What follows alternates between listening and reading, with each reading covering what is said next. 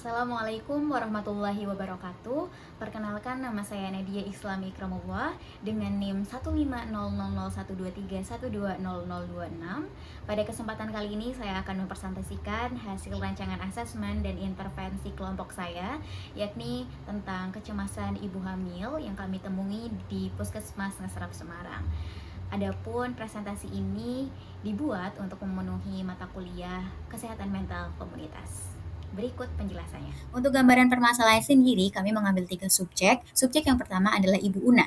Kecemasannya itu dipengaruhi oleh riwayat keguguran dan pengalaman pendarahan pada kehamilan saat ini, sehingga muncul ketakutan akan keguguran berulang. Pada Ibu W, kecemasan berpusat pada kondisi janin, proses persalinan, perubahan fisik selama kehamilan, serta informasi mengenai komplikasi kehamilan yang diperoleh dari media sosial. Sementara Ibu R mengalami kecemasan terkait persalinan sesar, yang memunculkan berbagai pikiran negatif mengenai kemungkinan komplikasi yang dapat terjadi. Untuk asesmen sendiri, kami mengambil 3 asesmen, yakni wawancara, observasi, dan skala psikologis menggunakan EPDS. Untuk wawancara, Ibu Una menunjukkan kecemasan yang dipengaruhi oleh pengalaman keguguran sebelumnya, sementara Ibu W lebih banyak mengalami kekhawatiran terkait kondisi janin dan informasi negatif yang diperoleh dari media sosial, sedangkan Ibu R menunjukkan kecemasan yang cukup tinggi terkait persalinan sesar, disertai overthinking dan kesulitan tidur. Meski demikian, ketiga subjek ini memiliki faktor pendukung berupa dukungan dari suami, keluarga. Meskipun efektivitas strategi coping yang dimiliki berbeda-beda pada masing-masing individu. Untuk hasil observasi sendiri, ketiga subjek ini mampu berkomunikasi dengan baik, kooperatif, dan dapat mempertahankan kontak mata selama proses asesmen. Tidak ditemukan tanda-tanda kecemasan berat seperti gelisah berlebihan atau kesulitan berkonsentrasi. Namun, ketika membahas pengalaman keguguran dan kondisi janin, terlihat respon emosional berupa raut wajah sedih dan mata berkaca-kaca, terutama pada Ibu Una dan Ibu R. Ini menunjukkan bahwa pengalaman dan kekhawatiran terkait kehamilan itu masih memiliki makna emosional yang cukup kuat bagi mereka. Lalu untuk hasil EPDS sendiri, Ibu W ini memperoleh skor 6 yang termasuk kategori risiko rendah depresi, sementara Ibu Una memperoleh skor 11, Ibu R memperoleh skor 12 yang menunjukkan risiko depresi sedang, sehingga memerlukan pemantauan dan pemeriksaan lebih lanjut. Hasil ini itu mengindikasikan bahwa selain kecemasan terdapat kerentanan psikologis yang perlu mendapatkan perhatian lebih lanjut.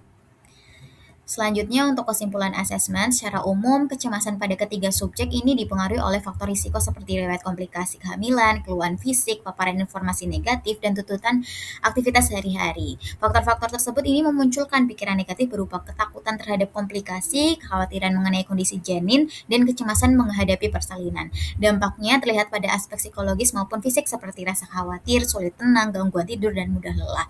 Namun, terdapat faktor protektif yang membantu mereka beradaptasi, yaitu dukungan keluarga, pemeriksaan kehamilan rutin, aktivitas religius, berpikir positif, dan berbagi cerita.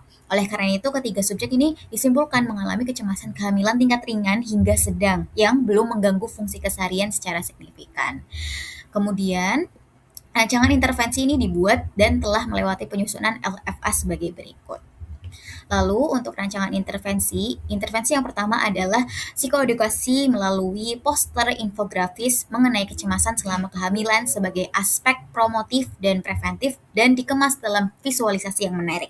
Nantinya poster ini akan ditempel di depan ruang tunggu Poli Kesehatan Ibu dan Anak dan akan disebarkan dalam akun media sosial Puskesmas.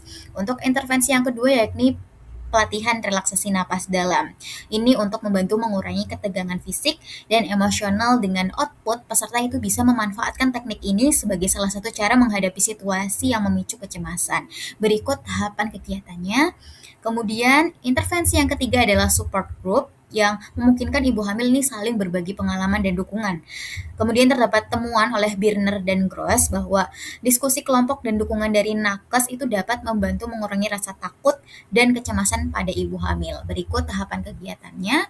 Dan terakhir adalah CBT Group atau Cognitive Behavioral Therapy Group yang digunakan untuk membantu peserta mengenali dan mengubah pola pikir negatif yang memicu kecemasan.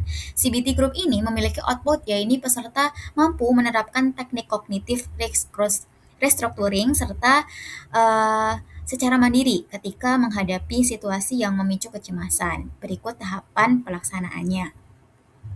Berikut intervensi secara keseluruhannya, terdapat psikodukasi poster, psikodukasi pelatihan teknik relaksasi lapas dalam, support group, dilanjut CBT, kemudian ada monitoring dan evaluasi. Berikut referensi yang kami gunakan, dan terima kasih. Wassalamualaikum warahmatullahi wabarakatuh.